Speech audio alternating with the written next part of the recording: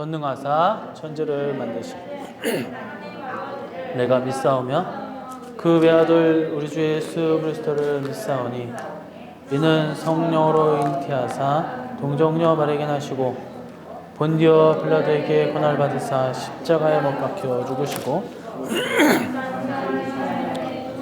가운데서 다시 살아나시며 하늘에 오르사 전능하신 우편 앉아 계시다가 저리로서 산자와 죽은 자를 심판하러 오시리라. 성령을 믿사오며 거룩한 공예와 성도가 설익하는 것과 죄를 사하여 주시는 것과 몸의 다히 사는 것과 영원히 사는 것을 믿사옵나이다. 아멘. 열왕기상 18장 41절로 46절 말씀입니다. 다 찾으셨죠? 그럼 제가 먼저 41절 봤습니다. 엘리야가 아합에게 이르되 올라가서 먹고 마시소서 큰 비 소리가 있나이다.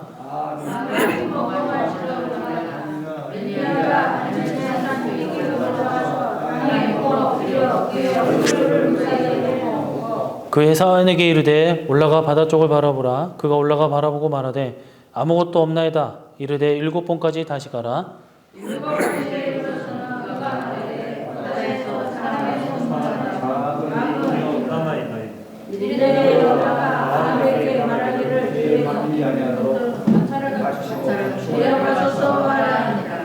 조금 후에 구름과 바람이 일어나서 하늘이 캄캄해지매 큰 비가 내리는지라. 아합이 마차를 타고 이스라엘로 가니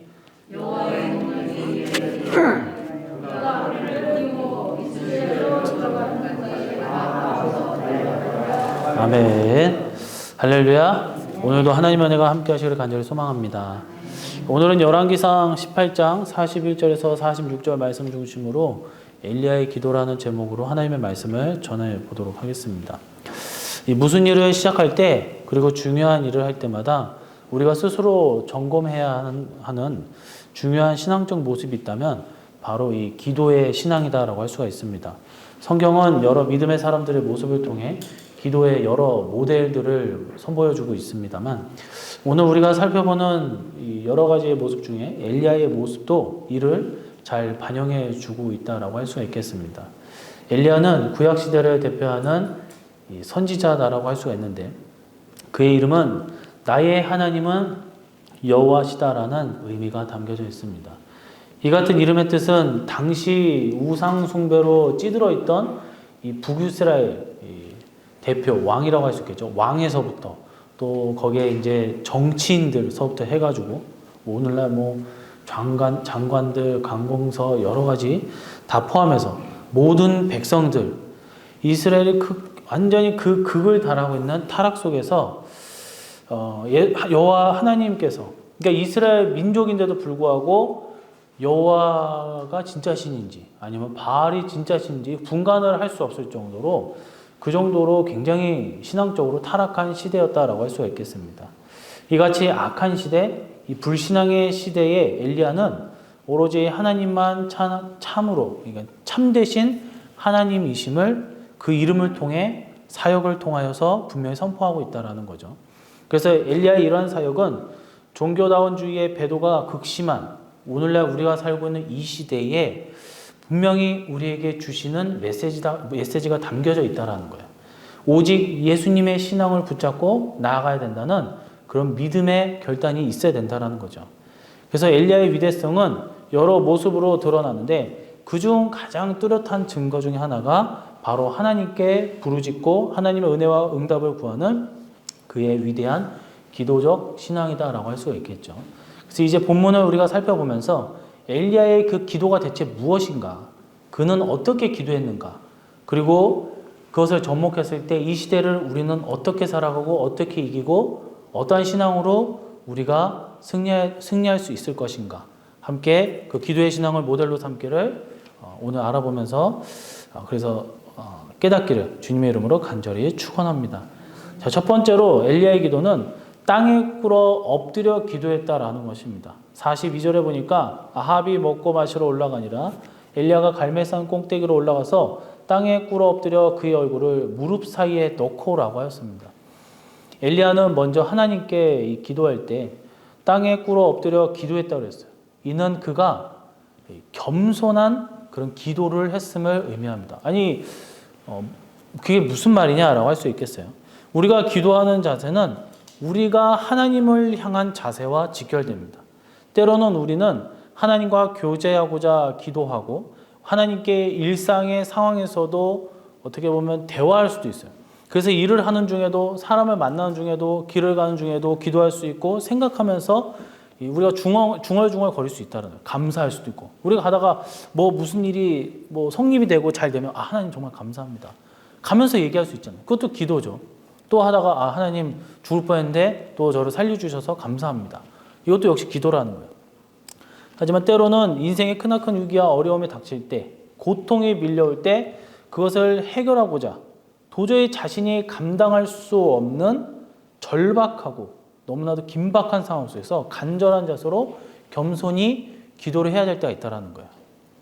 바로 그러한 상황에 엘리야는 처해져 있었다는 거예요. 이스라엘이 범죄로 3년 반이나 심지어 이 아침 그 새벽 이슬, 아침 이슬이 없다 그랬어요.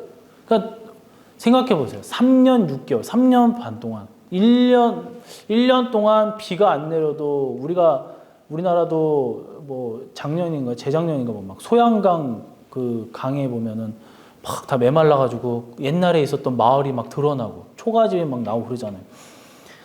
1년도 아니고 3년 반 동안 비가 내리지 않았다라는 거예요. 이거는 어마어마한 재난이 국가가 멸망할 수 있을 정도의 어마어마한 재난이었다라는 거예요. 그랬을 때 그런 절박한 상황 속에서 엎드려 무릎 사이에 얼굴을 이렇게 틀어박았다는 것은 여러분 한번 해보세요. 그게 과연 물론 마른 사람들은 뭐 유연한 사람 할 수 있겠지만 이것이 상징하는 바는 뭐냐? 사람에게 제일 높은 건 머리 꼭대기라는 거예요. 근데 그거보다 내가 더 수그리고 가장 낮은 위치에 그거보다 더 완전히 정말 지하에 내 머리를 세상을 쳐 박은 거예요. 그러니까 나는 그 어떤 것보다도 높은 게 없다라는 거예요. 낮출 수 있을 만큼 더 낮추는 거예요. 그것이 바로 이 겸손의 자세. 내 자신이 무너지고 나는 없고 나의 고집, 나의 지혜, 내가 생각하는 욕심 아무것도 없다라는 거예요. 오직 여호와 하나님 앞에만 내가 매달리고 정말 철저히 얘기하면 나는 노예 중에 노예라는 거예요. 하나님이 그냥 말씀만 하십시오. 그냥 그것만 듣겠습니다. 나의 생각은 없습니다. 이것이 바로 엘리야가 드리는 이 겸손한 기도다라고 할 수 있겠습니다. 그래서 그는 엎드려 기도했다 해서 히브리 원문표는 까하르라는 단어를 썼는데 스스로 자기를 내던지자 그리고 몸을 펴다 굽히다라는 거예요. 그러니까 주님께 자기를 내던지듯 바닥에 몸을 아예 쭉 펴듯 그냥 땅바닥에 붙어 있다라는 거예요. 나는 뭐 어떻게 할 수가 없습니다. 그런 절박한 위기 상황 속에서 고통의 상황에서 우리도 기도해야 된다. 이렇게 기도해야 된다라는 거예요. 바른 태도, 겸손한 태도를 가지고 하나님께 나아가야 되는 거예요. 기도를 할 때 하나님 뭐 들어주시면 들어주시고 말면 마세요. 내가 알아서 할게요. 이런 기도는 교만한 거예요. 기도도 아니라는 거예요. 하나님 좀 도와주세요. 저는 아무것도 힘이 없습니다. 이 겸손한 기도의 사람을 하나님께서는 응답의 그 역사함으로 보답해 주신다라는 거예요. 이런 기도의 사람이 되시기를 주님의 이름으로 간절히 축원합니다. 이렇게 겸손히 기도해야 하는 것은 위기 때 하나님께 요구하시는 기도에 합당한 자세이기 때문입니다. 역대하 7장 14절의 말씀을 보니까 하나님께서 위기의 순간 이스라엘이 어떻게 기도해야 하는지 그 내용을 가르쳐 주셨어요. 바로 스스로 낮추고 기도하라는 거예요. 내 이름으로 일컫는 내 백성이 그들의 악한 길에서 떠나 스스로 낮추고 기도하여 내 얼굴을 찾으면 내가 하늘에서 듣고 그들의 죄를 사하고 그들의 땅을 고칠지라라고 말씀하셨어요. 스스로 낮추고 기도하면 하나님께서 응답해 주신다고 약속했어요. 야고보는 이 같은 맥락에서 주 앞에서 낮추고 기도하라고 말씀하고 있어요. 그러면 하나님께서 오히려 높여주신다라고 했어요. 야고보서 4장 9절 10절이에요. 슬퍼하며 애통하며 울지어다. 너희 웃음을 애통으로 너희 즐거움을 근심으로 바꿀지어다. 주 앞에서 낮추라. 그리하면 주께서 너희를 도려보여 높이시리라 라고 말씀하셨어요. 사랑하는 성도 여러분, 위기 때 어려움이 닥칠 때 그것은 바로 기도하라는 하나님의 메시지라는 거예요. 기도하되 철저하게 겸손하게. 엘리야가 어떻게 기도했어요? 바로 철저하게 내려 깔았다는 거예요. 내 자신을 낮췄다는 거예요. 우리도 여러 위기 앞에 어려움 속에서 겸손한 기도의 자세로 하나님 앞에 나아가기를 간절히 소망합니다. 하나님께서는 우리의 기도에 귀를 기울여 주십니다. 하지만 합당한 기도를 합당한 자세로 올릴 때 하나님께서는 기쁘시게 들으시고 응답해 주실 줄로 믿습니다. 그렇게 겸손한 기도는 축복의 통로 또는 응답의 통로가 될 수 있다는 거예요. 이와 관련해 겸손한 기도가 어째서 복되고 응답으로 향하는 통로인지를 여러 믿음의 사람들이 가르쳐주는 내용을 소개하면, 먼저 존 드라이브라는 사람은 가장 향기로운 향수는 언제나 가장 작은 병에 담겨 있다라고 했어요. 이게 무슨 말이에요? 겸손한 기도가 귀한 향기로 하나님께 올려진다라는 거예요. 또한 교부시대 최고의 신학자인 어거스틴은 겸손한 마음은 하나님의 모든 은혜를 받는 그릇이다라고 했어요. 그리고 종교개혁가 마르틴 루터는 나는 예수님을 배우려 할 때 이적을 배우려고 하지 않고 오히려 겸손을 배우려 하노라라고 고백했어요. 우리도 예수님의 모습을 배우고 엘리야의 기도 모습을 통하여서 겸손한 자세로 기도하는 그런 신앙을 간직하기를 간절히 소망합니다. 겸손히 하나님의 은혜를 받아 누리시기를 간절히 소망합니다. 땅에 꿇어 엎드려 겸손히 기도한 엘리야의 모습이 우리의 삶의 여러 순간을 통해 드러나기를 간절히 소망합니다. 그래서 이 한 가지 재밌는 게 뭐예요? 그 러시아와 우크라이나 전쟁을 통해서 보면 러시아 이 푸틴이 우세했잖아요, 처음에. 그래서 당연히 이길 줄 알았단 말이에요. 그런데 러시아가 지금 계속 지는 이유는 결국 정보전에서 졌다는, 네트워크가 다 끊어져가지고 그랬다는데, 이제 유럽이나 이제 미국에서 자꾸 도와주니까, 특히 이제 유럽에서 도와주고 그러니까 푸틴이 경고를 했어요. 겨울이 오고 있다. 그게 무슨 말이야? 니네 우리 가스 배관에서 다 겨울에 연료를 쓰고 있지 않냐? 그거 다 잠가버리겠다 그랬어요. 근데 지금 어떻습니까? 유럽에서 유례 없이 가장 따뜻한 겨울을 보내고 있대요. 스페인 같은 경우는 해수욕을 개장을 해서 지금 그 겨울인데도 수영을 하고 있어요. 그 25도, 26도 막 이렇대요. 지금 겨울인데. 막 반팔 입고 다녀요. 그래서 막 독일이나 이런 데서는 막 미리 사재기하고 그랬는데 가스가 남아 돌아가지고 다 그냥 떠리로 다 팔아야 되는 판국이라고. 그래서 전혀 두려워하지 않는다. 근데 이제 이때 당시에 유럽에 있었던 사람들, 이제 선교사님이랑 이제 한인에서 이제 교회 다녔던 사람들이 기도를 했다라는 거예요. 아, 이제 물가도 어렵고 이제 추운데 이걸 어떻게 버텨야 되나? 하나님 앞에 기도를 했다면 빨리 좀 해달라고. 근데 어떻게 됐습니까? 작년에 겨울, 작년 이제 2022년, 21년이라죠. 그때는 유럽이 엄청 추웠대요. 근데 바뀌었다라는 거예요. 미국은 폭염이었는데 지금 미국은 폭설로 어마어마하고, 반대로 유럽은 엄청 추웠는데 또 따뜻해졌다는 거예요. 푸틴의 계획이 다 막혔다라는 거예요. 기도에, 그래서 이제 하나님께서 기도를 들어주셨다. 또 그렇게 얘기를 하는데, 그 기도의 응답, 물론 이제 오늘 엘리야는 이제 비를 내리게 해달라 이런 기도였지만, 여기에서는 오히려 겨울이 오지 않았다 하면서 이제 사람들이 그런 기도의 응답을 주셨다라고 또 그런 감사하는 내용을 본 적이 있습니다. 그러니까 하나님은 뭐예요?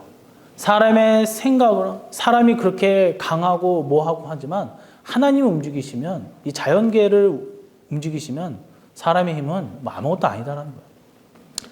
그런 하나님을 우리는 믿고 의지하면서 겸손히 기도하시기를 간절히 소망합니다. 자, 두 번째입니다. 엘리야의 기도, 얼굴을 무릎 사이에 넣고 기도했다 그랬어요. 42절에 보니까 땅에 꿇어 엎드려 그의 얼굴을 무릎 사이에 넣고 라고 했습니다. 첫 번째 뭐예요? 겸손한 기도, 땅을 꿇어 엎드려 기도했다 그랬어요. 그리고 두 번째는 얼굴을 무릎 사이에 넣고 기도했다 그랬어요. 어떻게 보면 연장선이죠. 간절하다라는 거예요. 겸손에 더 겸손, 더 낮추어서 하나님밖에 없습니다 라고 하면서 간절한 그런 간곡한 기도를 했다는, 절박한 상황이라는 거예요. 엘리야는 단지 자세를 그냥 겸손하게 낮춘 거에서 끝난 것이 아니라 더 절박한 모습으로 더 낮아졌다라는 거예요. 나는 아무것도 아니다, 이런 식으로. 얼마나 절박한 모습입니까? 여기에서 얼굴을 넣고 해서 이 넣고란 히브리어로 보니까 숨이라는 단어를 써서 두다, 놓다, 위치시키다라는 거예요. 얼굴을 들지 못하고 무릎 사이에 넣고 부르짖는 엘리야의 기도의 모습을 한번 생각해 보세요. 아까도 얘기했듯이 뭐 이게 쉽겠습니까? 무릎 사이에 어떻게 이렇게 하겠습니까? 이제 땅에 거의 이마를 땅에 박았다라는 거예요. 이런 간절하고 절박한 그런 부르짖는 기도를 엘리야는 했다라는 거야. 간절하고 절박한 기도의 모습 중 성경에서 우리가 가장 많이 볼 수 있는 건 뭐야? 바로 예수님의 기도라는 거야. 누가복음 22장 44절에 보면 예수님께서 힘쓰고 애써 더욱 간절히 기도하시니 땀이 땅에 떨어지는 뭐야?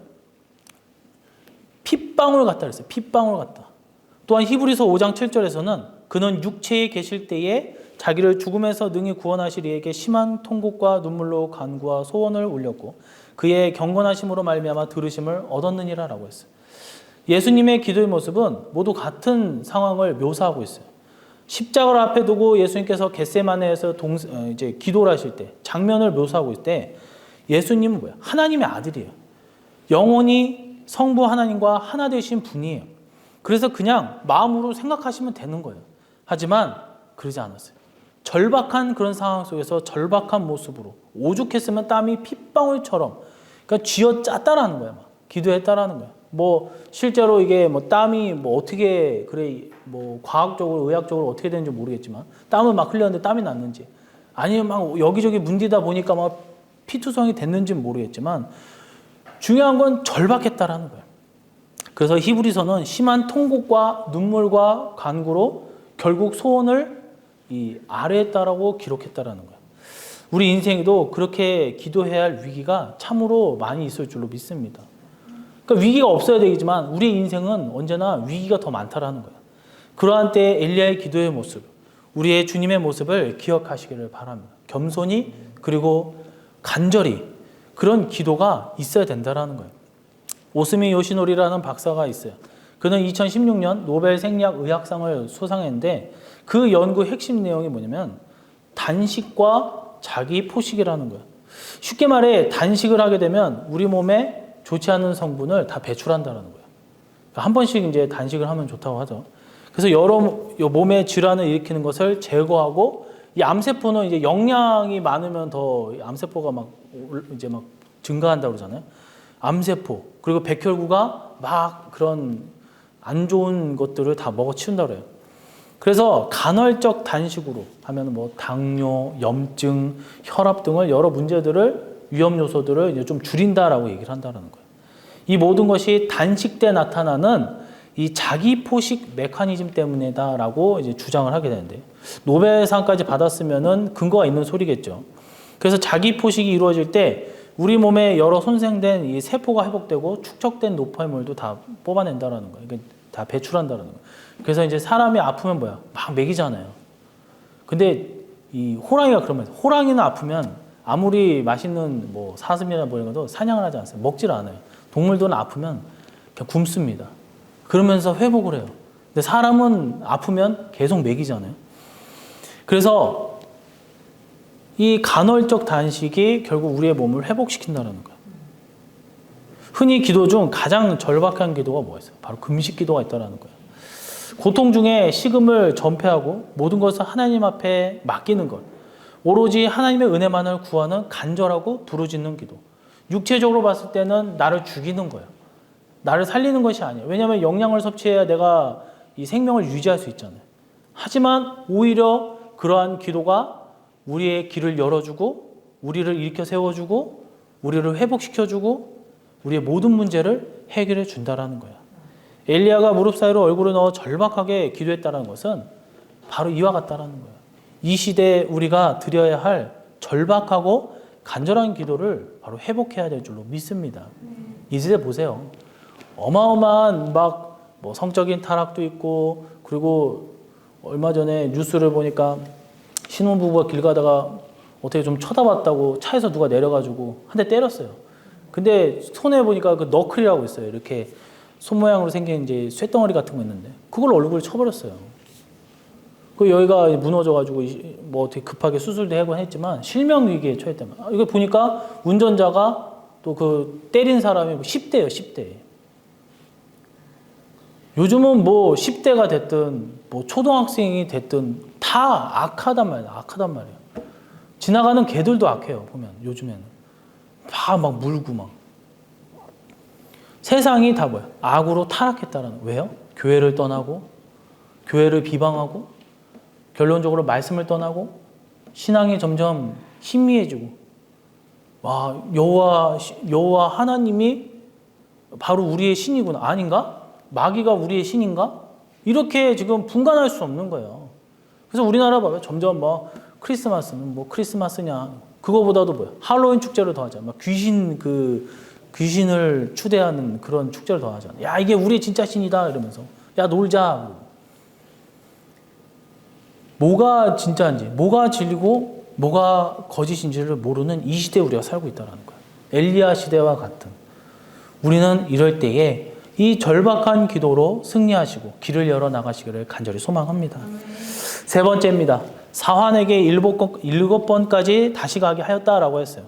43절에 보면 그의 사환에게 이르되 올라가 바다 쪽을 바라보라. 그가 올라가 바라보고 말하되 아무것도 없나이다. 이르되 7번까지 다시 가라라고 했습니다. 엘리야의 기도 모습 첫 번째는 땅에 꿇어 엎드려 기도했다 그랬어요. 이는 겸손히 기도하였음을 의미합니다. 두 번째는 얼굴을 무릎 사이에 넣고 기도했다. 이는 간절히 기도한 것을 의미한다 그랬어요. 이제 마지막 세 번째로 사환에게 7번까지 다시 가게 한 것이 이는 인내로 기도하였음을 뜻합니다.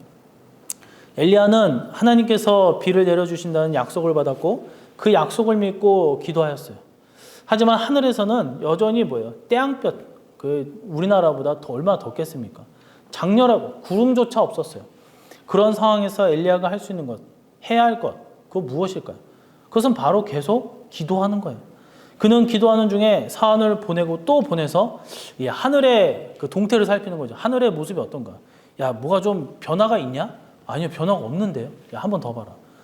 변화가 없는데요. 야, 한 번 더 봐라. 그렇게 얘기를 하겠다는 거예요. 그래서 여기서 다시 가라고 얘기했을 때 다시로 번역된 원문 표현 히브리어는 슈브라는 단어였어요. 이 단어는 돌아가다 그리고 계속하다 그리고 다시 대답하다라는 거예요. 즉 다시 돌려보내고 계속 보라고 하며 같은 대답을 지금 반복하고 있다는 거예요. 아니 스승님 뭐 없어요. 아니 없다니까요. 가봐 또 가봐. 없어요. 가보라고. 그래서 응답하기까지 기도하고 또 기도하고 하나님의 그 기도의 사투를 벌인다라는 거예요. 우리가 이제 읽진 않지만 그 전에 보면 하나님 주신다고 하셨거든요. 비 내려주신다. 그러니까 엘리야가 지금 비 좀 내려주세요. 하나님 응답도 없는데 비 좀 내려주세요. 맹목적으로 하는 것이 아니라 하나님이 내가 비 내려줄게 라고 얘기를 했어요. 그래서 이제 거기서 준다고 했으니까 기도하지 마라 이게 아니라 엘리야는 기도를 했다는 거예요. 하나님이 분명히 나에게 응답을 주셨으니까. 그래서 언제 주시지? 그 주실 때까지 한번 해보자. 그 기도를 했는데 한 번 했는데 왔어? 안 하는데요? 뭐 조짐이 있어? 없는데요? 야 다시 한번 가봐. 이렇게 우리가 하는 거예요. 그래서 7번까지 얘기를 하요. 7번까지 한번 가봐라. 그래서 맑은 하늘을 바라보면서 비구름을 결국에는 마침내 보내주시고 마른 땅을 적시고 강물이 얼마나 비가 오면 강물이 넘친다 그랬어요. 하나님을 바라보며 기도했던 엘리야. 우리는 결국 뭐 여기서 뭐야? 기도는 결국 인내라는 것을 알 수 있다라는 거예요. 시편을 보면 종종 절박하고 비참한 상황에서 부르짖는 기도를 올리는 것을 볼 수 있어요.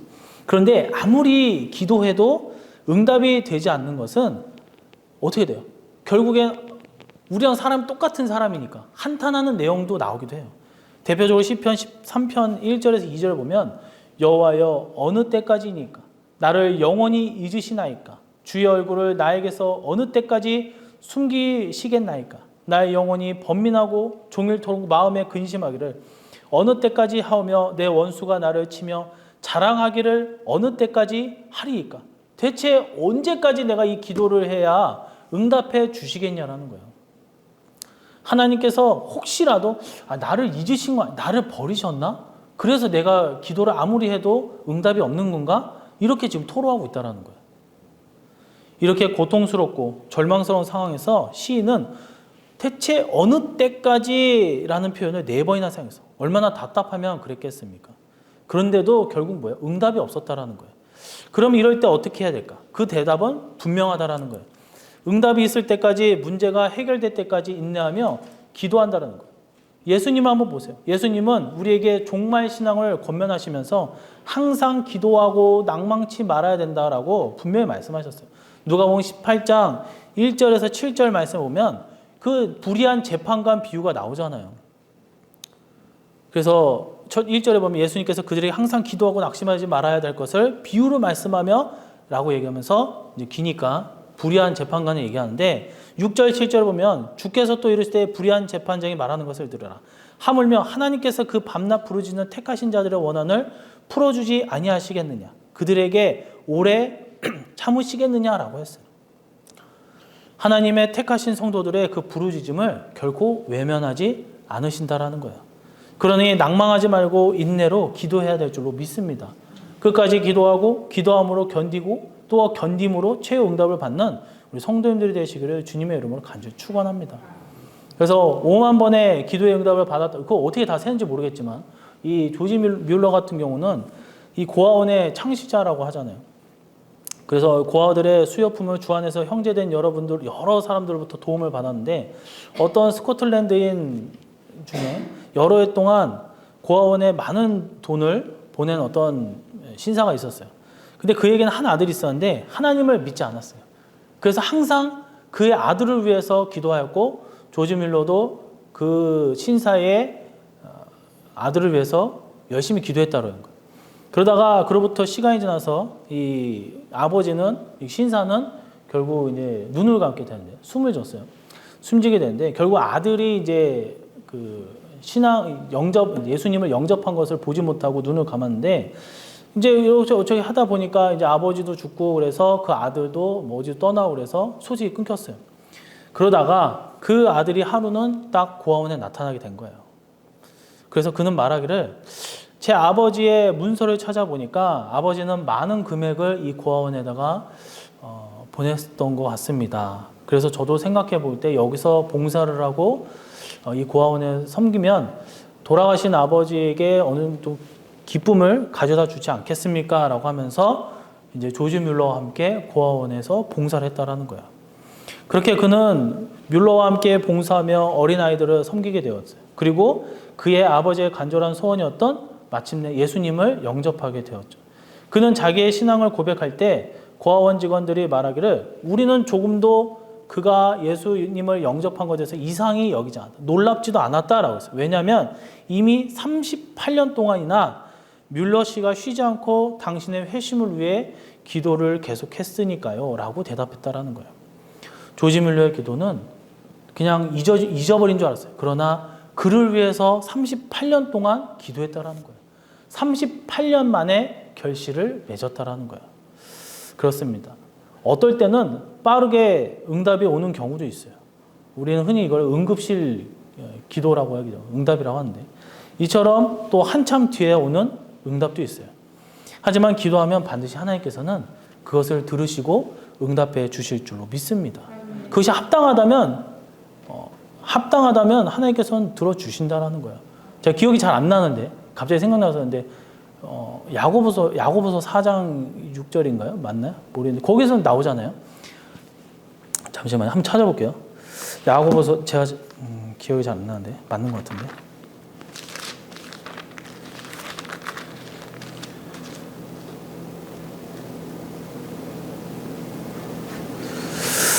어디였지? 죄송합니다. 기억이 잘 안 나네요. 하나님께서는 기도하실 때 그게 사람의 욕망대로, 사람의 그 욕망대로 구했을 때 들어주지 않는다라는 거예요. 그래서 우리가 기도를 할 때 정말 이것이 하나님께서 원하시는 기도. 예를 들어 그런 거 있죠. 저 원수를, 물론 이제 다윗도 이제 하나님께서 심판해 주세요라는 기도도 했지만, 저 원수를 없애주세요. 다리 몽둥이를 부러뜨려 주세요. 아니면 돈을 좀 많이 벌게 해주세요. 그래서 내가 내 욕심 채우겠습니다. 이런 기도는 들어주시지 않는다라는 거예요. 우리의 기도가 합당하다면 그게 언제가 됐든 분명히 하나님께서는 들어주실 줄로 믿습니다. 일전에도 언젠가 한번 제가 간증했던 것 같은데, 이제 1990년에 딱 교회를 이제 담임 목사님께서 개척을 하시고, 그 다음부터 이제 거의 습관처럼, 거의 세뇌처럼 기도했던 게 뭐냐면, 교회 이제 더 넓은 곳으로 이전해 주세요. 지상으로 교회를 짓게 해주세요. 이런 기도는 아니었던 것 같아요. 어렸을 때. 교회를 넓은 곳으로, 좀 넓은 평수로 이사해 주세요. 그 다음에 이제 지상으로 올라가게 해주세요. 막 이런 기도를 했단 말이에요. 1년, 저 어린 나이, 1년이 지나도 응답이 없고, 2년이 지나도 기도 백날에도 뭐 넓은 평수도 안 가고 뭐 지상으로 올라가지도 않고 3년이 지나도 그러지도 않고 4년이 지나도 그러다가 97년이었나요? 뭐 하여간 이사를 갔는데 이제 좀 넓은 곳으로. 근데 여전히 지하였단 말이에요. 근데 지상으로 결국 교회를 짓는 거는 사실 2001년 맞나요? 그랬던 것 같은데. 그 몇 년이에요, 이 몇 년? 10년이 지나서, 그죠? 10년이 지나서. 그래서 이제 그 초등학교 때 제 친구 중에 이제 한 명이 있었는데 그 친구도 목사님 아들이에요. 옆에 교회에 이 벽돌로 지은 교회가 있단 말이에요. 이게 비교가 되는 거죠, 사실. 우리는 그렇게 기도를 하는데 왜 이렇게 응답이 없을까? 습관처럼 자기 전에 교회에서 하는 건 말할 것도 없고 평상시에도 지상으로 올라가기 위해서 지상으로 올라가기 위해서. 근데 안 올라가더라고요. 근데 어떻게 됐습니까? 올라갔잖아요. 하나 올라가고 2층까지, 옥상은 3층까지 있네요. 하나님께서는 그것이 합당하다면 분명히 들어주실 줄로 믿습니다. 우리는 어떻게 하다 보면 잊어버릴 수가 있어요. 근데 하나님은 절대로 잊지 않으신다라는 거예요. 아까도 얘기했듯이 어떨 때는 빠르게, 또 어떤 때는 느리게 오는 경우도 있습니다. 하지만 우리는 거기에 실망치 마시고 인내하시면서 하나님 앞에 기도에 힘쓰시는 저와 여러분이 되시기를 주님의 이름으로 간절히 축원합니다. 말씀을 맺도록 하겠습니다. 엘리야가 그랬듯이 우리는 기도해야 됩니다. 우리는 기도를 안 할 수 없어요. 믿는 자이기 때문에 기도를 해야 된다라는 거예요. 그러면 엘리야는 어떻게 기도했는가? 엘리야처럼 기도할 때 우리는 첫 번째로 엘리야는 땅에 꿇어 엎드려 기도했다고 그랬어요. 엎드려 기도했다. 겸손히 기도하였음을 의미한다라는 거예요. 두 번째는 얼굴을 무릎 사이에 넣고 기도했다. 이는 간절히 기도했다라는 거예요. 그리고 세 번째는 사환에게 7번까지 다시 가게 했다라는 거예요. 이거는 끊어지지 않고 인내로 기도를 계속적으로 이어갔다라는 거예요. 매일 매 순간 그리고 어려움 순간에 고통 순간에 엘리야처럼 기도하시기를 간절히 소망합니다. 겸손히 간절히 인내로 기도할 때에 하나님께서 엘리야에게 주셨듯이 우리에게도 확실한 응답을 주실 줄로 믿습니다. 그렇게 되기를 주님의 이름으로 간절히 축원해드리며 우리 다 같이 기도하도록 하겠습니다. 오늘은 엘리야의 기도로라는 제목으로 성도가 하나님 앞에 기도하는 방법, 자세에 대해서 우리가 살펴보았습니다. 우리가 이 땅에서의 삶이 평탄하지만 않지만 그럼에도 우리는 기도로 승리하고 형통함의 역사함이 열릴 수 있게 오늘 엘리야처럼 겸손히 그리고 간절히 인내로 기도의 응답을 받게 해달라고, 우리의 삶의 전반적인 모든 것이 형통함의 역사, 축복의 삶이 될 수 있게 해달라고 이 시간 주여 삼창을 우리를 위해 십자가에 피 흘려 돌아가신 주님의 은혜와 전능하신 성부 하나님의 끝없는 사랑을 우리를 구원의 섭리 및 또한 주관하신 내주하시고 새 힘을 허락하시고 인도해 주신 성령님의 충만함의 은혜로 늘 우리를 겸손하게 그리고 간절한 마음으로 인내하며 기도할 때 하늘에서 내려온 응답의 결과로 말미암아 모든 일들이 해결되어지고 또한 승리하며 악한 것들이 물러가며 만사 형통의 역사함의 큰 축복과 은혜가 우리 성도님들 머리와 그리고 가정과 그리고 교회 위에 또한 그 기업에 영원토록 함께 있을지어다. 아멘.